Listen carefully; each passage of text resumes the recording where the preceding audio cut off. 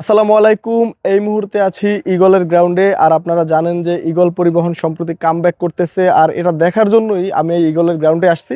এখানে আসার পরে দেখলাম যে বেশ কিছু গাড়ির কাজ প্রায় শেষ। এই যে একটা গাড়ি দেখেন, এটার কাজ প্রায় শেষের দিকে।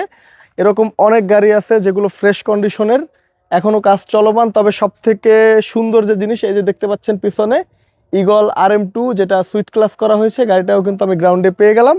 এই গাড়িটাও কিন্তু খুব সুন্দর কাজ করেছে। আর সম্প্রতি যে জিনিসটা শুনতেছি যে ঈগল পরিবহন কামব্যাক করতেছে, ইনশাল্লাহ আমিও চাই কামব্যাক করুন একজন বাস লাভার হিসাবে। আর বাস লাভার ইমোশন কিন্তু ঈগল পরিবহন। দেখতে পাচ্ছেন যে এই যে ঈগলের দুইটা বডির কাজ এখানে চলতেছে। ঈগল ক্লাসিকের কিন্তু এখানে দুইটা কাজ চলতেছে, এটা তাদের নিজস্ব গ্যারেজ।